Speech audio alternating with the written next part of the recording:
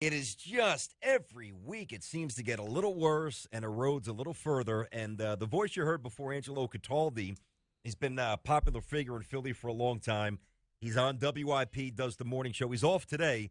But when we heard this, we said we got to get him on the show and get a little context here, and we'll do that right now. Angelo, it's Tiki and Brandon. How you doing today, buddy? Hi, guys. It's an honor to be on your show. Appreciate Yeah, it, it's Angelo. great to have you. And when I heard this, I mean, I got to tell you, I was laughing because but I would like to know the relationship between you and Chip. And just for our audience, I believe you have him on once a week, correct? It's a weekly spot? Yes, but All it right. is no endorsement of me. All right, Brandon, I understand got you. that. The reason he's on, he Are you didn't guys want to do usually an pretty hour-long, coaches show the way most coaches do. Uh-huh. And there was some sort of a compromise he made with the league and the organization that he would only do 10 minutes. And I mean exactly 10 minutes on my show the day after games. And that's what the Really? agreement is. My relationship with Chip Kelly is exactly what every other media person in Philadelphia's relationship is, and it is contentious, and he doesn't really like us, and he's made that clear from the day he got to Philadelphia. Okay. In your opinion, now being fair and being objective, do you think that you guys gave him reason not to like you? No. Honestly, well, look, we're Philadelphia, so we always give you a good reason not to like us, all right? We're passionate, we're obnoxious, we're loud. I've been doing it for almost 26 years in this city now, and I could tell you that I think I know the city pretty well. We love you when you win. We hate you when you lose, and more so than probably any other city. So when he came in, we embraced him. Our concept was, great, he's not Andy Reid. We can't stand that drone anymore. We got a new guy. And the first year he took a 4-12 team and went to the playoffs. There was a love affair going on in this town. And then after, exactly 1 year ago yesterday, from 9-3 beating the Cowboys in Dallas on Thanksgiving Day a year ago to now, it's like the worst crash and burn relationship you could ever imagine. Angelo, I'm curious if the interaction that we just heard between you and Chip, was there humor in that on his part, on your part? I mean, because it felt like it was. There was humor on my part. There was probably no humor on his part. In fact, I'll be honest with you. I have no idea what his reaction was. I have no idea if he'll call in on Monday. Wow. I have no clue because maybe, he heard that there was a lot of play for that. It wasn't meant, look, there's one thing you guys know. You do a radio show. You don't put a guest on to disrespect. No, of course not. Right? But he started it when he said, I'm a screamer, which is accurate, and maybe I should run the team. And just my spontaneous reaction was, how much worse could it be? Yeah. Because he refuses. See, the whole crux of this issue is that he refuses to acknowledge that his ways are not working and that he needs to do something different. And the argument there was, why don't you ever get emotional? On the field, off the field, in the locker room, he never does. And we think in Philadelphia, when it's not working, once in a while, you should scream. That's the whole argument. Angelo, I said that. Angelo Cataldi, Sports Radio, WIP out in Philly, and pretty good chat. I'm sure you can find it on the website with Chip Kelly last week. We wanted to spend a few minutes with him on the Eagles situation. Listen, I believe that there are certain people, no matter what you do, they're just a poor fit for the city in which they reside. And, because of his record at Oregon, you certainly had to give him the benefit of the doubt. I'm sure you guys did.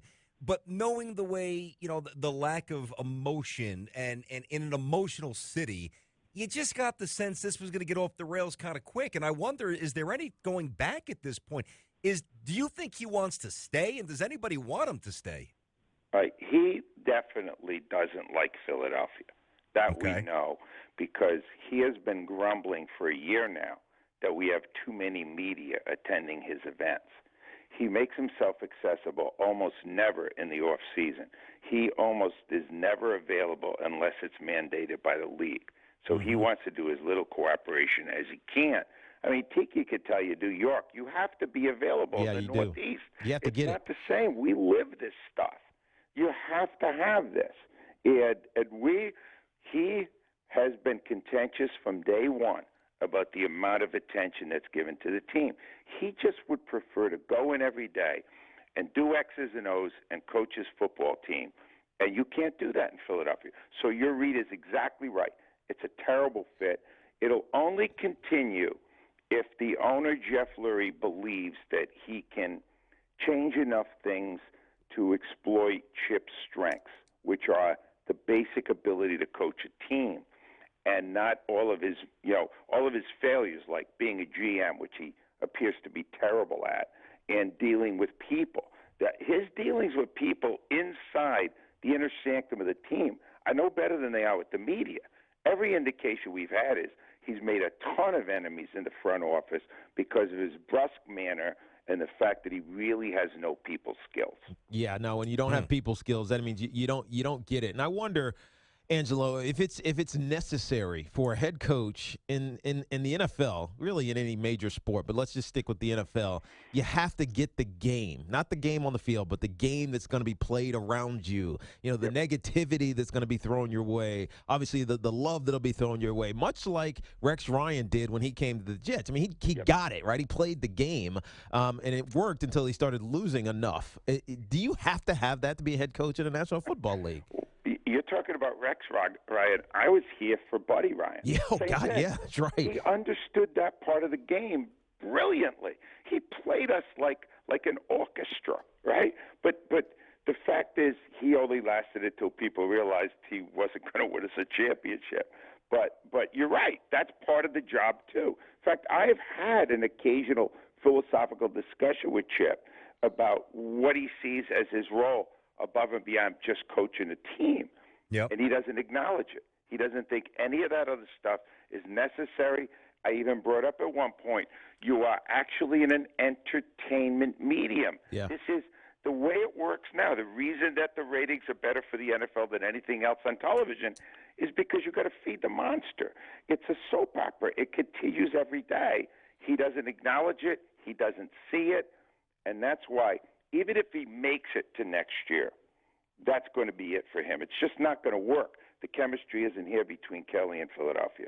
When you say even if he makes it to next year, do you think there's a chance he doesn't finish out this season? No, he makes it to the end of this season. Jeff Lurie is extremely patient. At the end of the year, Lurie's going to have to meet with him. It was a year ago when they met, and Kelly issued an ultimatum. Either I run the personnel department here or I leave. That's why that happened. What they told you was not true. That it was an ultimatum. And that's why 5 days after, Jeff Lurie, the owner of the team, had said, under no circumstances would Howie Roseman not remain as the GM. He removed him as the GM. He had no choice. He was going to lose Kelly otherwise.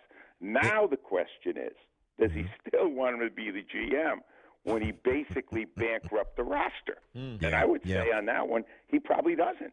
So Angelo, what does Kelly respond if the owner says, you're not my GM anymore? Hey, before we let you go, it's Angelo Cataldi, WIP, out in Philly.